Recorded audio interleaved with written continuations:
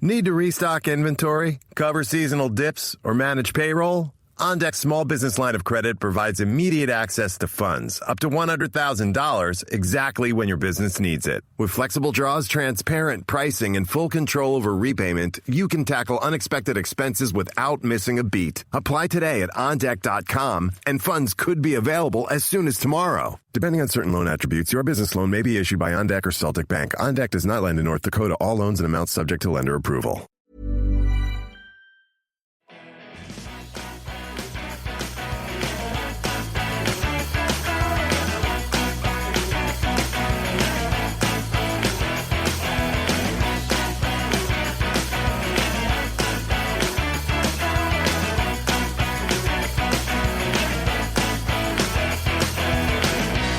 Hello, everyone, and welcome to Kilowatt, a podcast about electric vehicles, renewable energy, autonomous driving, and much, much more. My name is Bodie, and I am your host. And on today's episode, we have got so much news. Actually, I was going to do this all in one go, but I think I'm going to split it because I have 10 pages of notes, and I think that'll just make the show entirely too long. So I'm going to release one part of the show today, which is on Tuesday, and that'll be the Tesla news. And then tomorrow, I'll release the other EV news just because there is just so much news to go over. In this particular episode, if I was to do it all together, it would probably be pretty close to an hour. So I don't want to do that to you. So let's go ahead and start the show. But before we start the show, we have a new patron to thank, and that patron is Dave. Dave, thank you very much for going to supportkilowatt.com and signing up and becoming a Patreon patron. Dave, I sent you a message on Patreon also thanking you, but if you have any questions or whatever, please feel free to reach out if you need help getting your RSS feed set up or whatever you need. Just please reach out to me and I'll be happy to help you out. But again, thank you, Dave, for supporting the show. If you would like to be like Dave, go to supportkilowatt.com. You can sign up and be a member of Supercast if you don't like Patreon, or a member of Patreon if you don't like Supercast. It's really easy, and for as little as $1 a month, you get the ads taken away. All of the money goes back to the show. None of the money goes into my own pocket for personal expenses or anything like that. All right. I got a note from Lamar Wilson this weekend, and he sent over a really cool video that Marquez Brownlee did, and he reviewed robo-taxi and Waymo in Austin, Texas. I'm just going to be completely honest with you.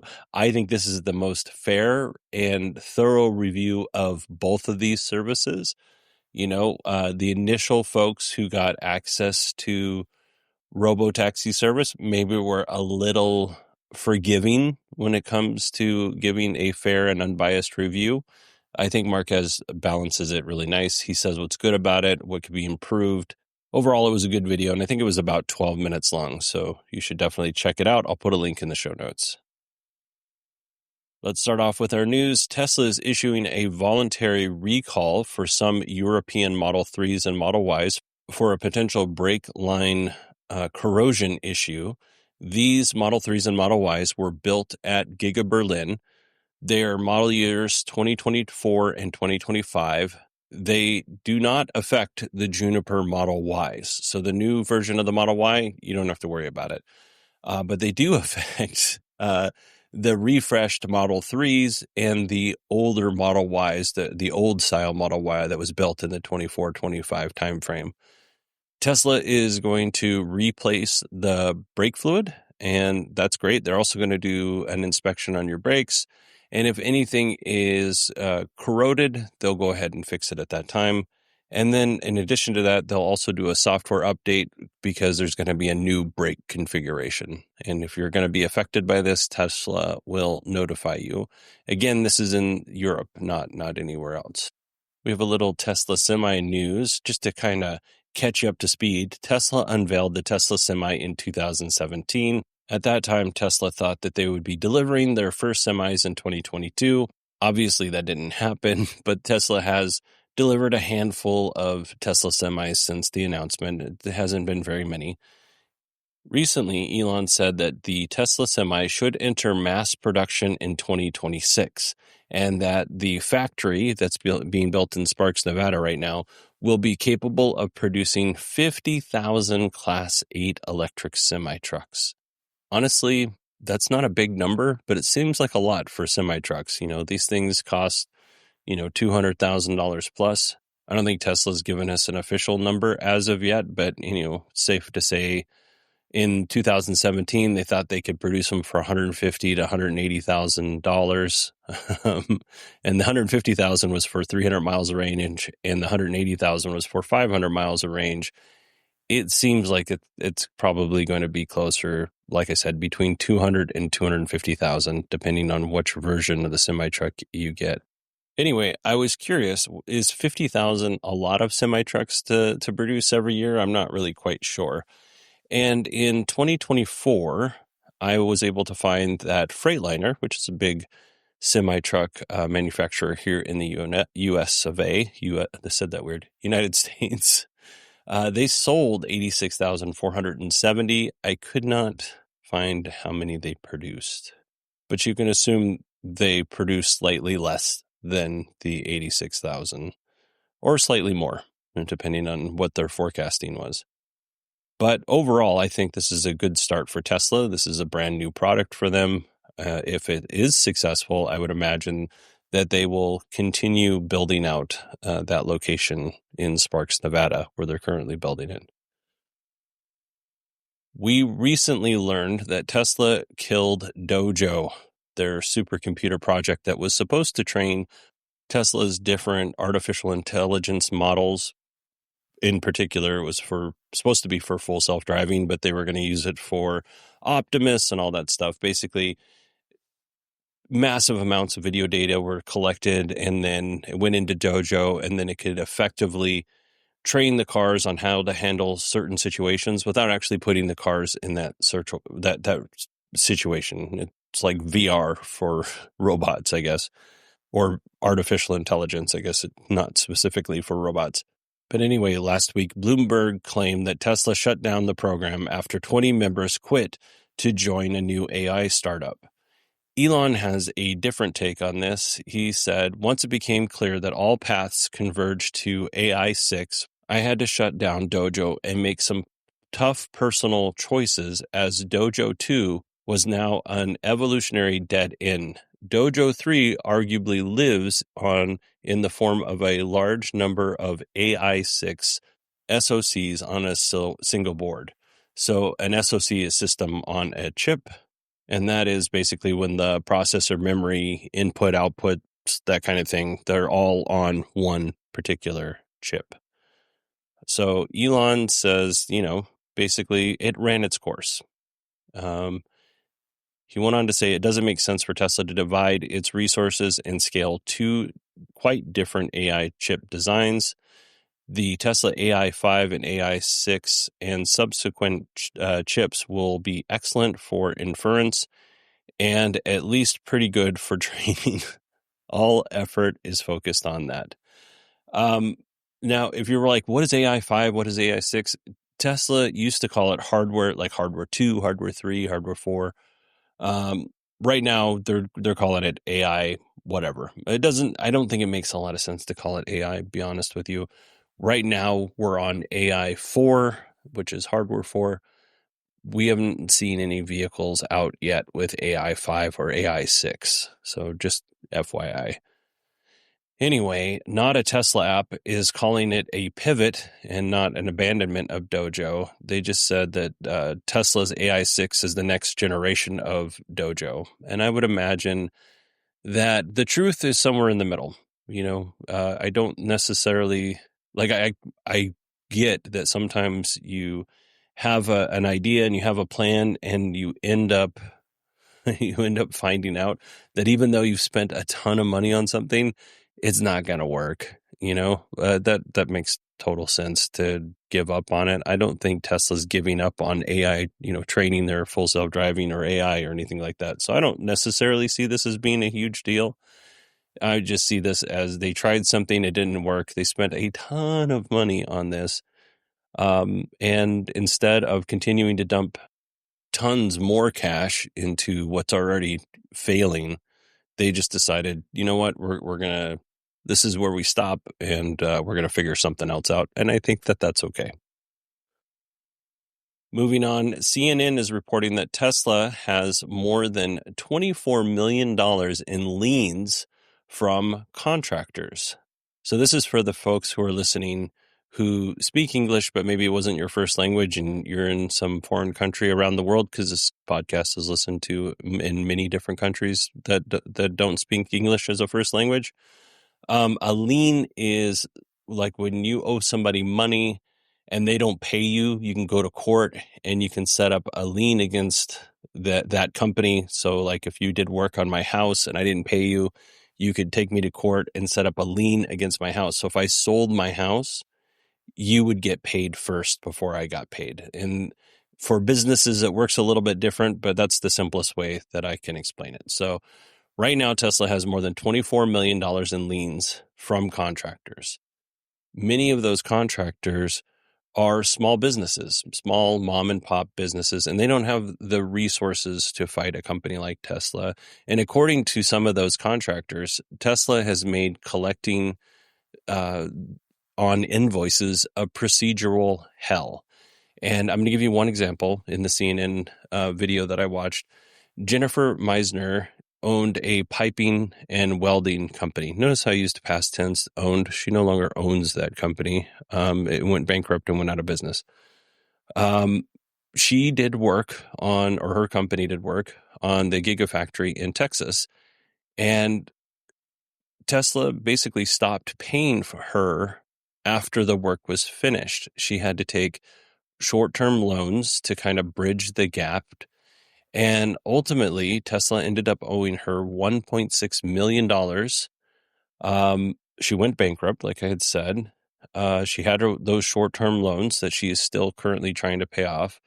Her employees actually worked for free, and she wasn't able to either pay them or fully pay them. I wasn't quite sure on that, which, is upsetting. I know several people in my life that owned businesses and had something happen where somebody didn't pay them, and then they basically had no money to pay their employees, or they could only partially pay their employees because now they have to go to court to get money from this company. Eventually, she settled with Tesla, and they paid her subcontractors about $650,000. So they owed her $1.6 million. They settled for $650,000. Over the last 5 years, nearly 100 companies had similar issues with Tesla. And at one point in those 5 years, Tesla owed them, those 100 companies, plus companies, owed them more than $100 million. And most of those claims have been resolved. Like I said, there's $24 million that hasn't been resolved. Most of those claims were it was either settled or Tesla paid or whatever. Now I'm gonna defend Tesla on this just a little bit here. A company the size of Tesla has to ensure that they're not being defrauded by contractors. Just paying invoices willy-nilly without making sure that the contractor actually did the work that they were responsible to do is irresponsible as a company. And I can imagine that Tesla and other companies that are the size of Tesla have some contractors who try to, sneaky invoices in when work wasn't actually performed. This is not an easy job, is what I'm trying to say.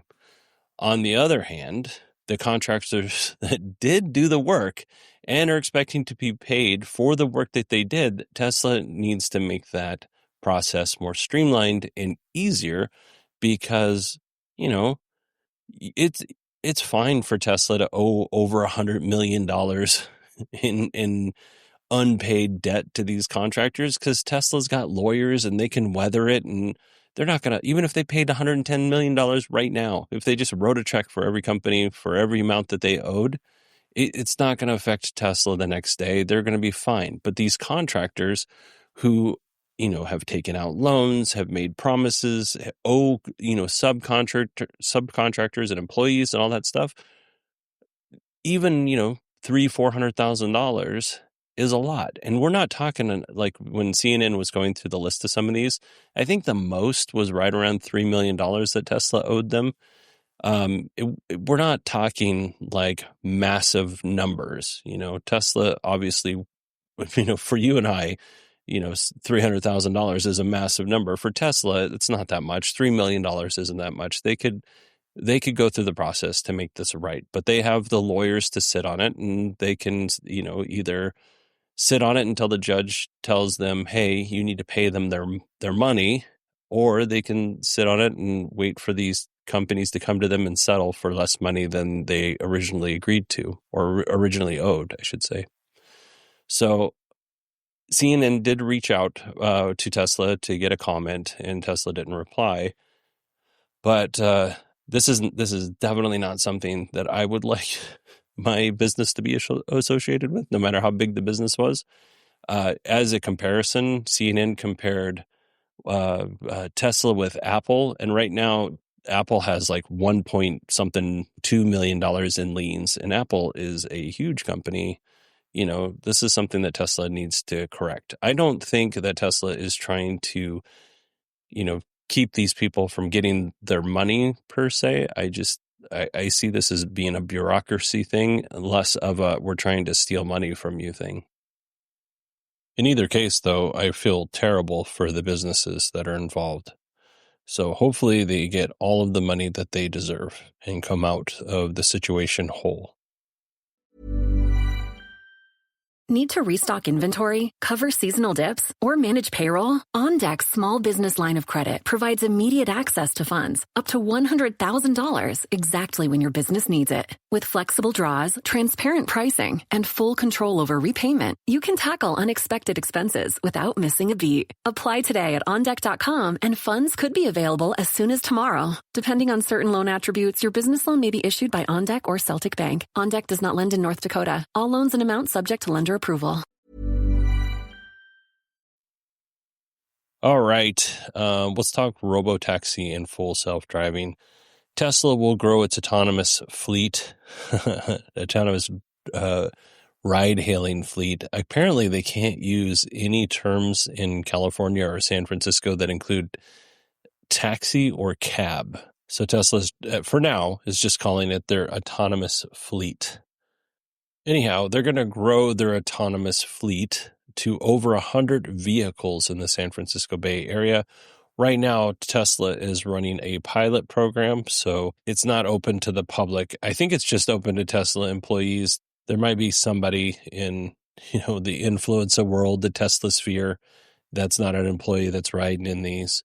It's not quite as impressive as the launch in Austin, simply because they have somebody in the driver's seat. There's a Tesla employee sitting in the driver's seat waiting to take over, whereas they have a Tesla employee in the passenger seat with their right hand wrapped around the door handle just in case something happens. Like Tesla thinks they're being sneaky, but everybody who rides in them has noticed that the safety monitors are able to quietly intervene when need be.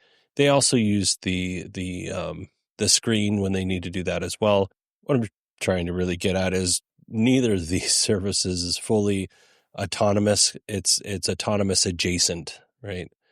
Elon did say that the robo-taxi service should open up to the general public in September, so that's a good thing to know.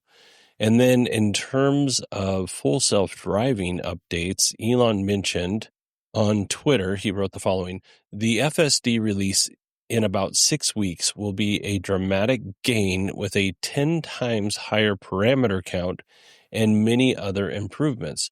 It's going through training and testing now. Once we confirm real-world safety of FSD 14, which we think will be amazing, the car will nag you less. So big update coming sometime soon. Elon is typically over-optimistic on these updates. So maybe it's next month. Maybe it's, I don't know, December.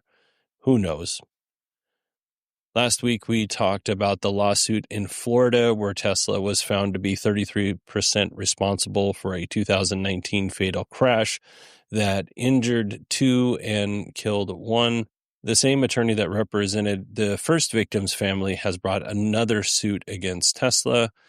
It's Maldonado versus Tesla, which involves a 2019 highway crash where Autopilot failed to stop for a pickup truck.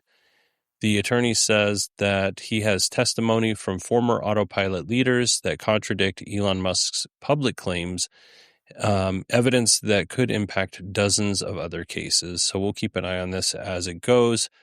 And then there's another lawsuit.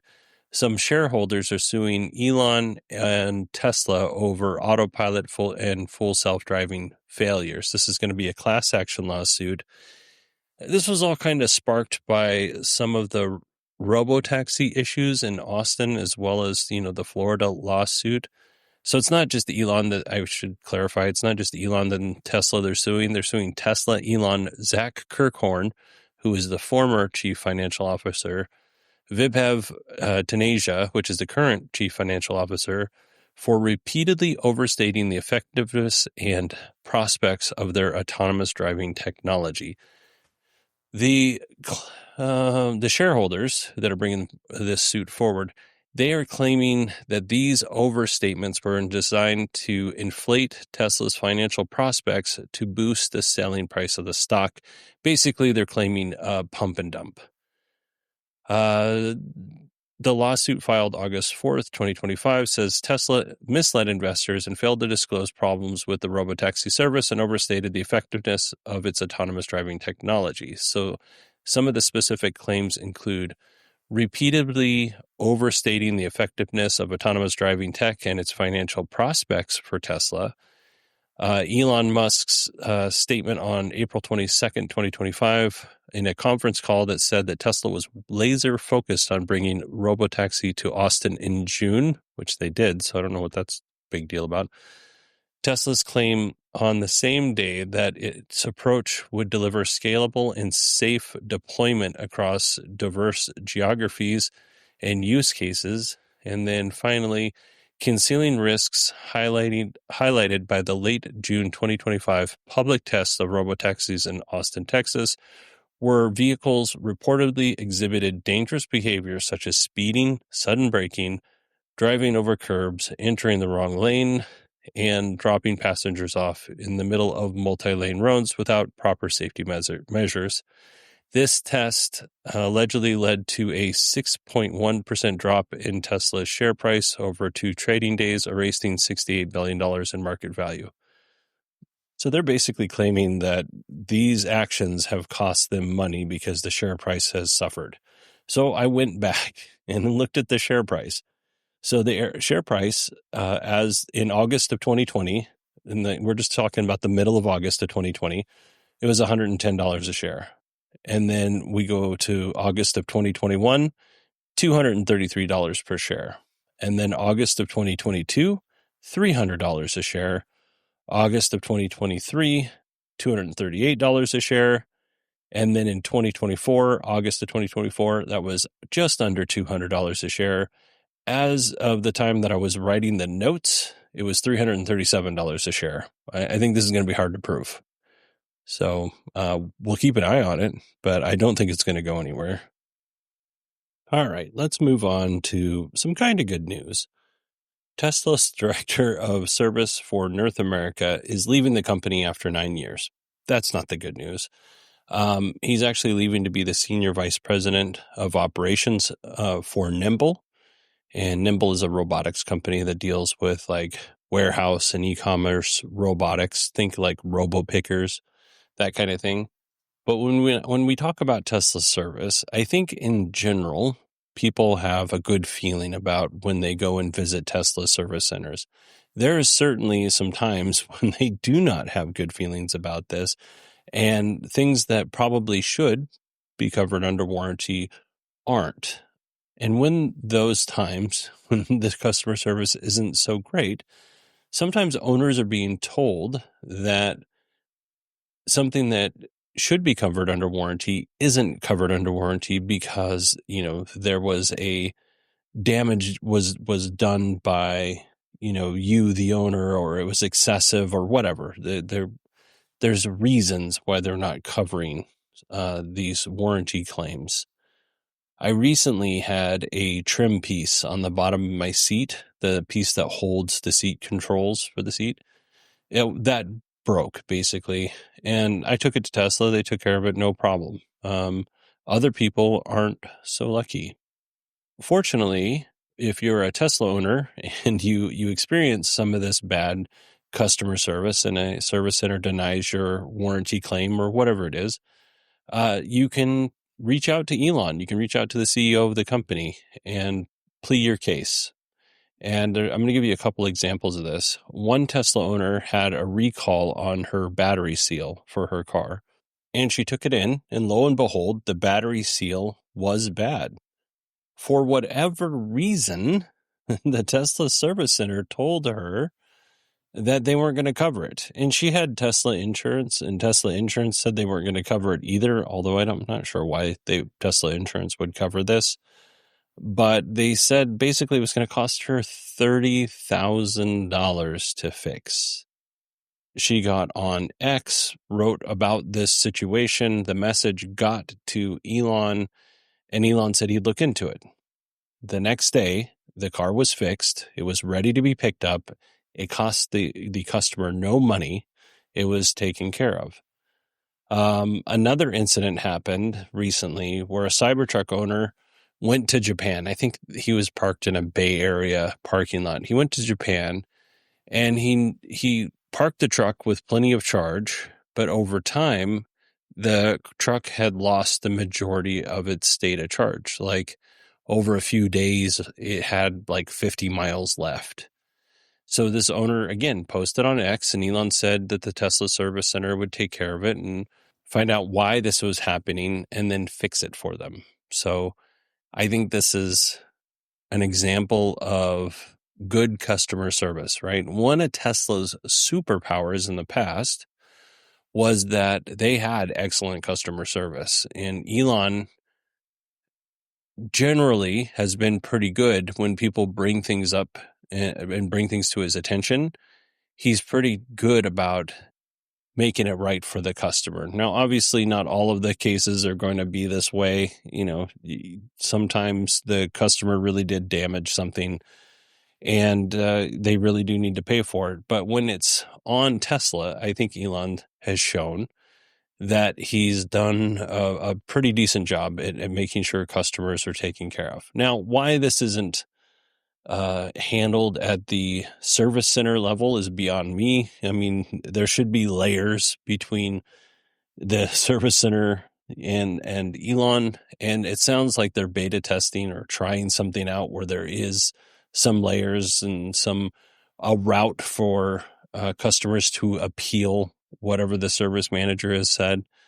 And I think that's a really good idea. I don't think, however many millions of Tesla owners there are, I don't think it's probably a good idea for Elon to be dealing with every single one of those customer service complaints. And really what I'm trying to get at here is I want to applaud Tesla and Elon for, bringing good customer service to Tesla. It's not always the case, but they're doing what's right in the end, in my opinion. Now, you could be cynical, and I had my moments of being cynical when I was writing this up, that Elon is trying to garner favor because he's largely seen as being absent at Tesla. He just got a $29 billion pay package to kind of, pull his attention back to Tesla. So you could see this as a way for him to, realize that money. But I also, that's one part of my brain. The other part of my brain is that Elon has pretty consistently done this since I've covered Tesla. Whether it's, issues with the cars or feature requests, Elon's been pretty open to listening to owners' feedback. And I think that's one area that he excels as a CEO. Again, I have a lot of criticism towards Tesla, and I certainly point out the negative when it needs to be pointed out, but I think, we should also acknowledge the positives when it should be acknowledged. And I will acknowledge it here. And listen, when I am not when I went to go buy an EV, it wasn't like I was a new EV buyer. I mean, I was a new EV buyer, but I wasn't like I didn't know anything about EVs when I went to buy my car, and I bought a Model Y because I thought that was the best car for the price that I could afford. So I'm obviously on some level pro Tesla. I know a lot. I know recently there's been a lot of negative stories about Tesla, and I feel like I'm maybe bashing the company or being a little unfair sometimes. But, I'm not the one creating the stories. Most of the time it's Elon that's creating those stories, and I'm just talking about them as fairly as I possibly can. Anyway, good job, Tesla. Good job, Elon, is what I wanted to say. All right, everybody, that is it for me this week. If you want to send me an email, you can. It's Bodie, BODIE, at 918digital.com. You can also find me on Twitter or X at 918digital. I'm on LinkedIn. Just look for Bodie Grimm. I might be the only Bodie Grimm on LinkedIn, but if you find others, I'm the bald guy on LinkedIn. And then finally, I would like to thank Dave with my whole heart for supporting the show. Dave, I don't know if I said this at the beginning of the episode, but I did send you a message just asking if you needed any help. Just feel free to respond to that, or just email me at the Bodie at 918digital email address if you need anything. All right, everybody. I hope you all had a wonderful weekend. I hope you all have a wonderful week, and I will talk to you probably tomorrow and on Friday.